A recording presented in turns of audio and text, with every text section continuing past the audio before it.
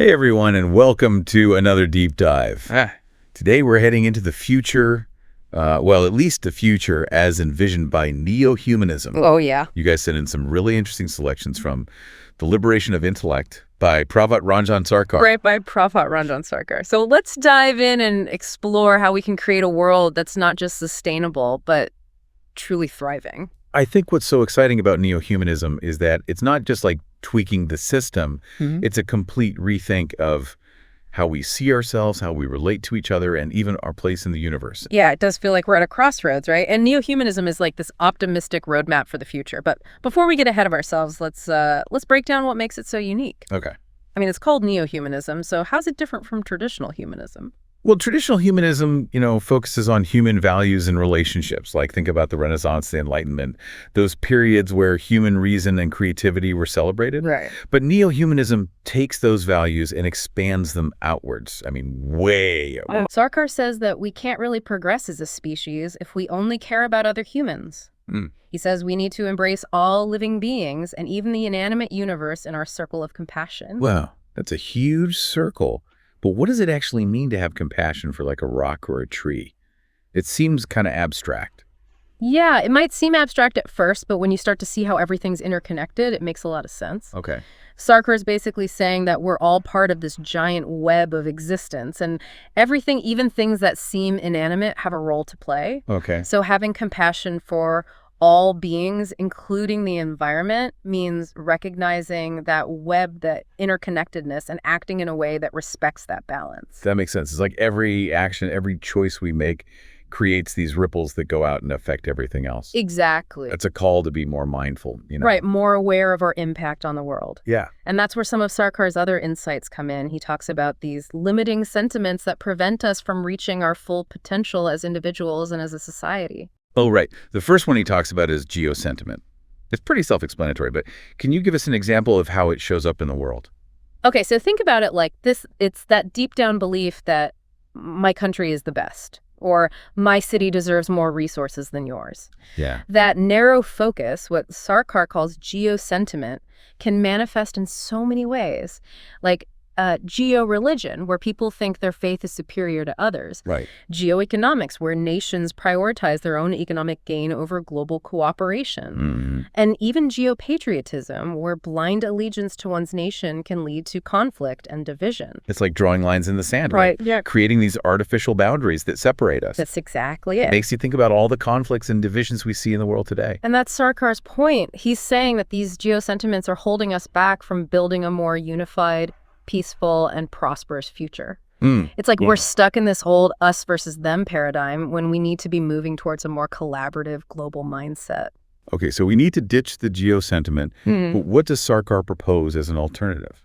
He suggests cultivating a rationalistic mentality. Okay. It's about using our intellect, our capacity for critical thinking to break free from those limiting beliefs that have been passed down or imposed by those in power. So it's not just about feeling good vibes towards the whole planet. It's about using our minds to dismantle those systems of thought that divide us.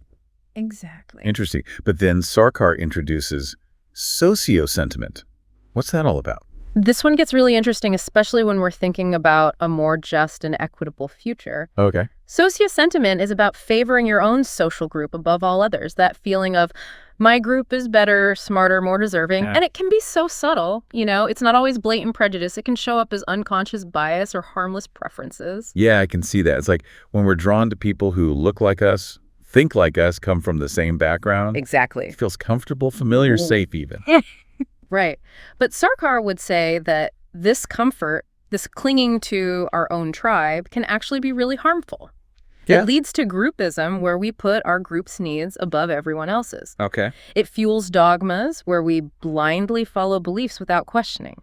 And ultimately, it creates the conditions for exploitation, because if we believe our group is superior, it's easier to justify treating others unfairly. So it's not just about being nice to everyone. It's about challenging those deep-seated beliefs Yeah. that tell us we're separate or better than or more deserving than others. Yeah. How do we even begin to overcome something so ingrained? Well, Sarkar suggests cultivating proto-psycho-spirituality, which sounds a bit intimidating. Yeah, a little bit. But it's actually a very practical and empowering concept. Okay, I'm intrigued.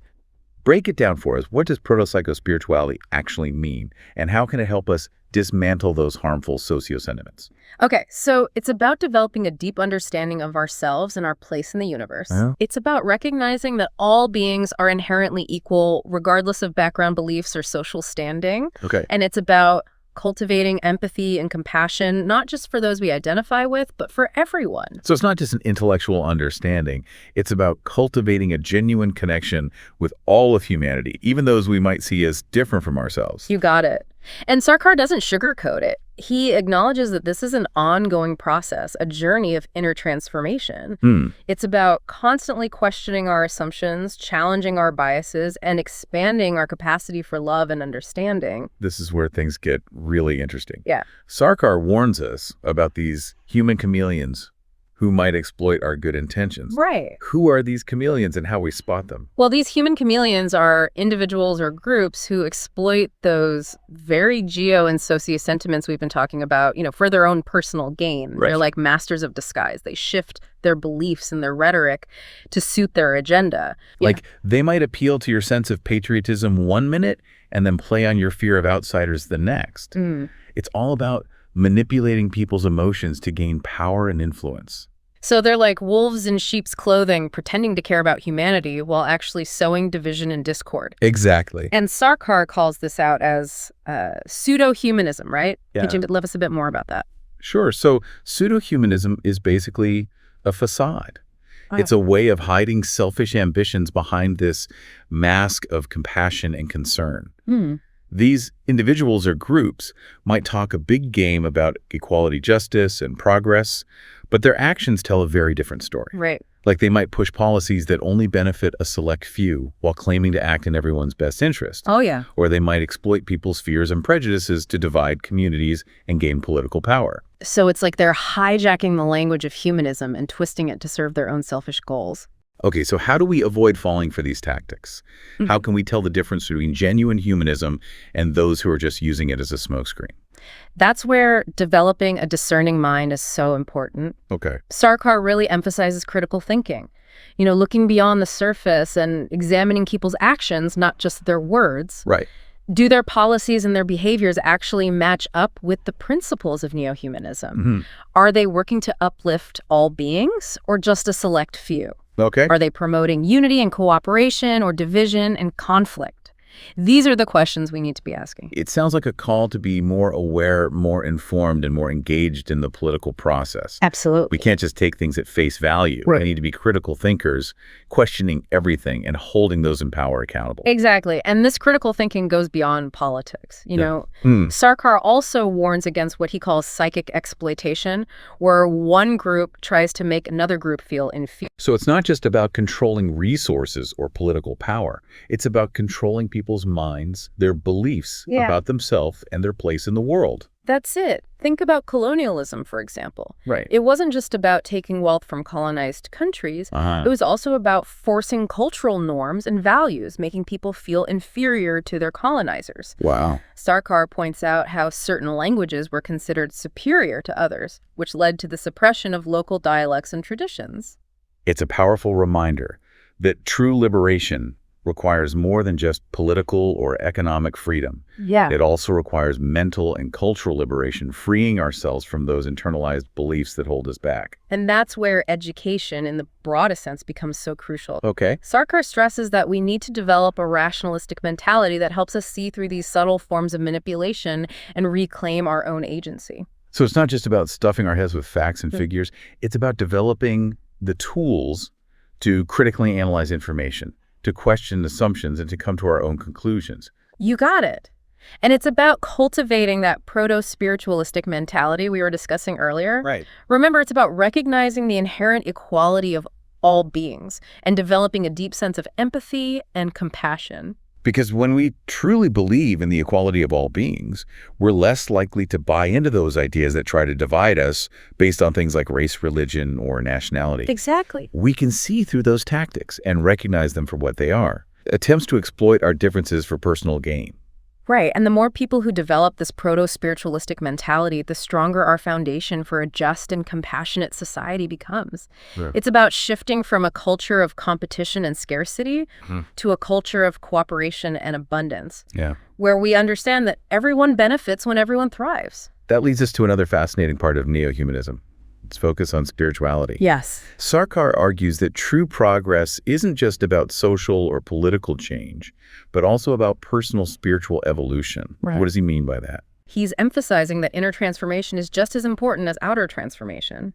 He makes a distinction between devotion as a cult and devotion as a principle. Okay. He's saying that at first, our spiritual practice might involve rituals or following certain dogmas, Right. but eventually it needs to become a core principle that guides all of our actions, all of our interactions with the world. So it's about moving beyond blind faith or rote practices and developing a deep personal connection with something larger than ourselves, whatever that might be. Exactly. Some people might call it God, others might call it the universe, or just that life force that connects us all. Right, and Sarkar believed that this connection, this devotion to something greater than ourselves, is crucial for overcoming those limiting sentiments that keep us stuck in old patterns of thinking and behavior. Okay. It's about tapping into a source of wisdom and compassion that can guide us towards a more just and living way of being. It's almost like we need that spiritual grounding to stay centered amidst all the chaos and confusion of the world. It gives us a sense of purpose, a direction and source of strength to draw upon as we navigate the complexities of life. That's a beautiful way to put it, and it helps us resist the pull of those harmful sentiments that can so easily lead us astray.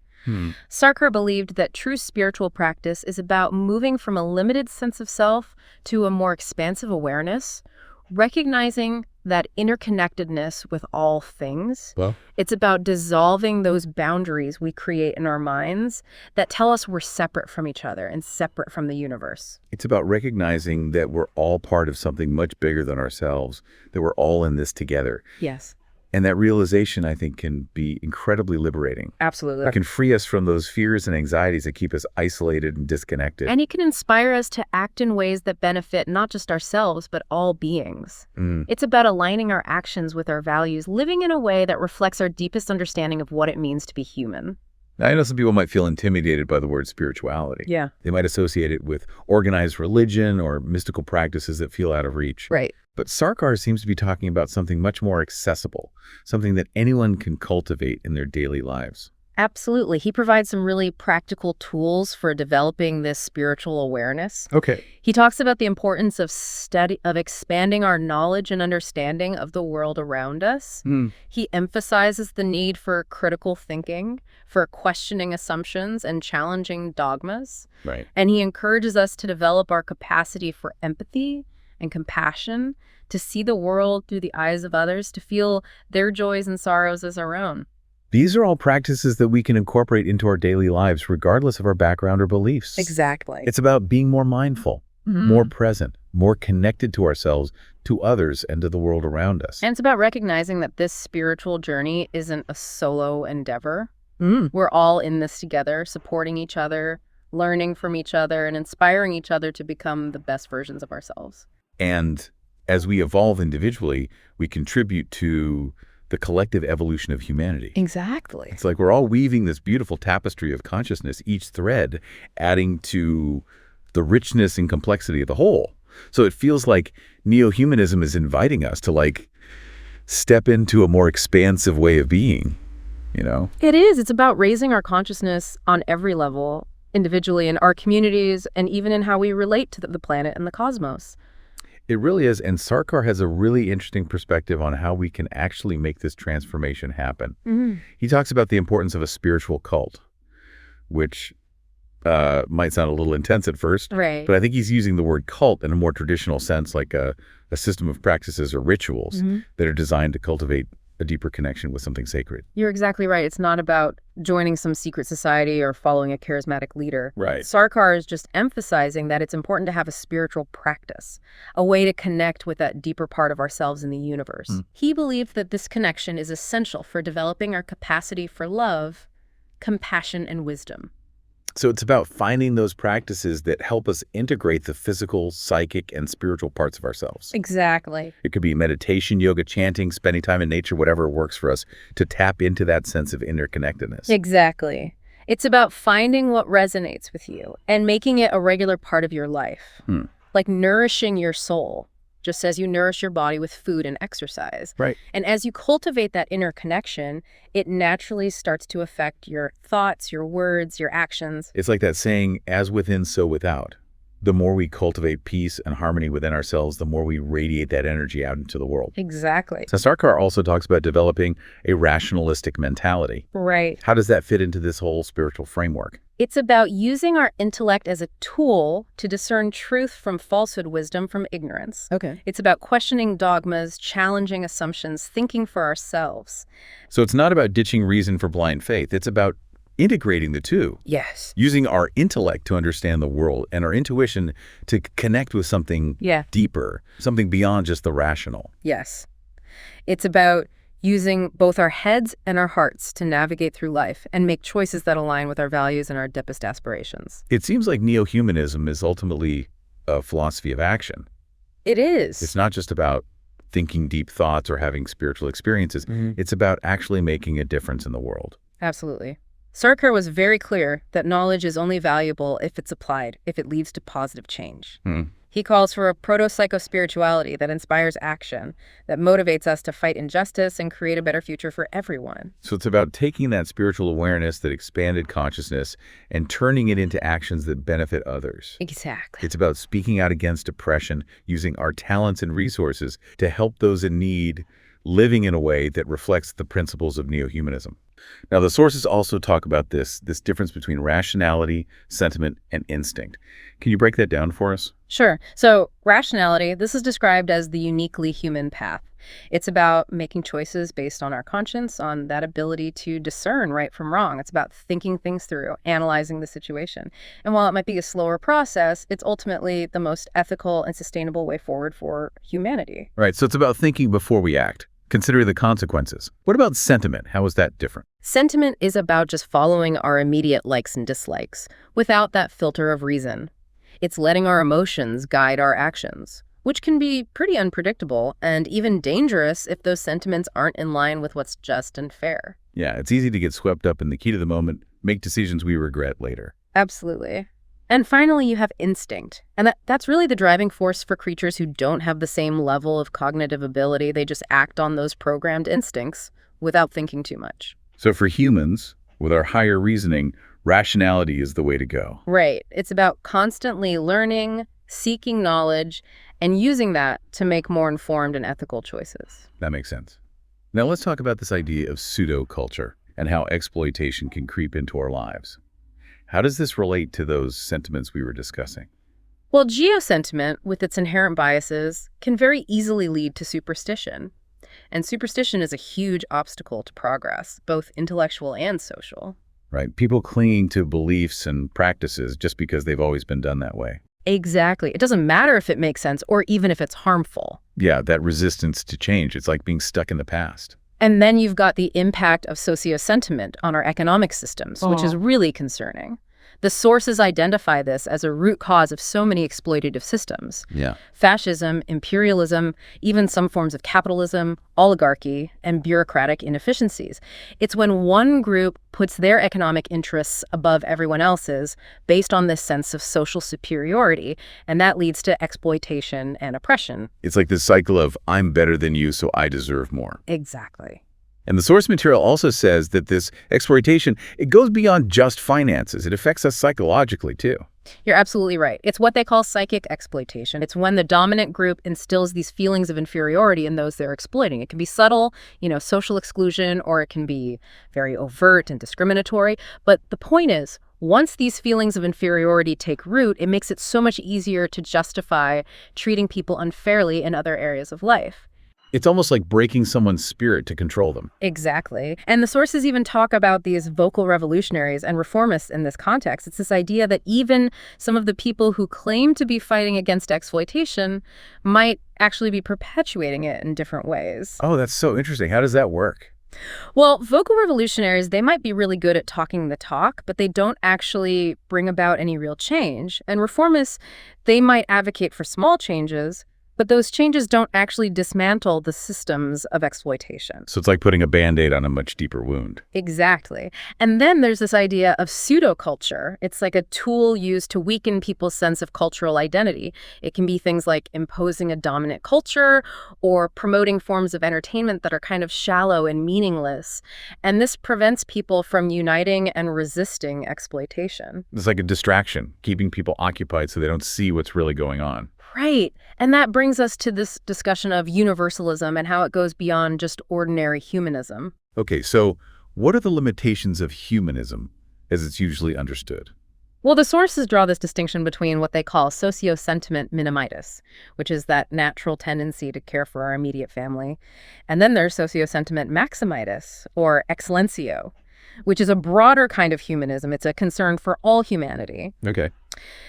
But even that broader perspective has limitations. It can still exclude other living beings, and it can still lead to conflict between humans, based on feelings of vanity and this idea that we're somehow superior. So even if we care about all humans, we might still be overlooking other creatures, and we might still be holding onto this belief that humans are at the top of the ladder. Exactly. And the sources critique something they call pseudo-humanistic strategy, which is basically, talking about these lofty ideals, but not actually living by them. It's using the language of compassion to mask selfish motives. So it's not enough to just talk the talk. We have to walk the walk. Right. And then there's this really important point about the utility value versus the existential value of all beings. Oh, yeah. What is that all about? This is central to neo-humanism. The sources argue that every living thing, has both a utility value, meaning its usefulness to humans, and an existential value, meaning its right to exist simply because it is. I see. So it's not just about how useful something is to us. It's about respecting its right to be here. Exactly. We often prioritize creatures that are useful to us, like livestock, and disregard or even harm those we see as less useful. But neo-humanism says that all beings have that inherent right to exist. That's a really powerful shift in perspective. Okay, so we've talked a lot about the problems and the limitations. Yeah. How do we move forward? What's the path forward? The sources say that true liberation means we have to address what's holding us back internally, our own mental and emotional baggage. Because ultimately, physical exploitation starts in the mind, in our thoughts and beliefs. So we need to look inwards first. Right, and that's why it's so important to cultivate that rationalistic mentality, to keep learning, keep questioning, and dismantle those limiting sentiments. Okay, so keep honing those critical thinking skills. Exactly. And that principle of sama-sama-tattva, social equality, it's the foundation for building a better world. A world where everyone has a fair shot. Exactly. And then there's this really interesting concept introduced in the sources called proto-psycho-spirituality. It's described as this dynamic force that allows us to truly feel the interconnectedness of all things. It's about aligning our individual consciousness with the universal consciousness. So it's like going beyond just intellectually understanding that we're all connected and actually experiencing that oneness. Exactly. Wow. And how does this help us when it comes to dealing with exploitation and injustice in the world? Well, it makes us more aware of the subtle ways those narrow sentiments are used to exploit people. It's like developing this inner radar that helps us recognize and challenge those who try to divide us. It's like developing a stronger sense of right and wrong. Right. And the sources really emphasize how progressive neo-humanism is. Progressive in what way? Well, it builds on the best aspects of humanism, both past and present, but it adds this new dimension of universal responsibility. It's about recognizing that we're all connected and that we need to care for all beings, not just ourselves. It's like expanding our circle of compassion to include everyone and everything. Exactly. And the ultimate goal is to free people from those deep-seated feelings of inferiority that make exploitation possible, to inspire them to build a new world based on love and compassion. So not just fighting against the bad, but actively creating something good. Yes. And the sources outline 3 stages on this neo-humanistic path. The first one is called spiritual cult, which involves certain practices that help us harmonize our physical, mental, and spiritual aspects. Then there's spiritual essence, which is about transforming our collective consciousness, changing the way we think and feel as a species. And finally, spiritual flow, which is realizing our oneness with the universe and acting for the welfare of all beings from that place of unity. So it's a journey that starts with the individual and expands outwards to encompass all of creation. And the sources conclude by talking about this optimistic vision of neo-humanism as the ultimate shelter. Right. It's presented as the path to a future where there's no discrimination, a future full of genuine freedom, where our inner and outer lives are in harmony, and everything we do is guided by love and wisdom. This has been an incredibly insightful deep dive. It's given us a lot to think about in terms of how we can create a more progressive and hopeful future. It certainly has. And for our listeners, we'd love to hear your thoughts. Considering all these profound ideas, what new responsibilities do you feel inspired to take on? How can you contribute to building a more just and compassionate world? It's a question that challenges us to think about our role in creating a better future for all. And it doesn't have to be about huge gestures or heroic acts. Right. It can be those small, everyday acts of kindness and compassion that create a more loving and supportive world. Like smiling at a stranger, Yeah. helping someone carry their groceries, donating to a cause we believe in, or just listening with an open heart to someone who's struggling. Exactly. Every little bit counts. Yeah. The more we live by these principles in our own lives, the more we contribute to a culture of compassion, a world where everyone feels valued, respected, and supported. It's about creating a world where everyone can truly thrive, a world where we celebrate our diversity and recognize our interconnectedness. Yes. And what's so inspiring about neo-humanism is that it doesn't just describe this ideal world, it gives us a way to get there. It does, and it reminds us that we're not alone on this journey. There's a growing movement of people all over the world who are embracing these principles and working to create a brighter future. Yeah. People who are choosing love over fear, cooperation over competition, interconnectedness over isolation. So let's join forces, support each other, and work together to make this vision a reality. That's the heart of neo-humanism, recognizing our shared humanity and working together to create a world that works for everyone. That's a perfect way to end this conversation. Thanks for joining us on this deep dive into neo-humanism. Until next time, keep exploring, keep questioning, and keep shining your light.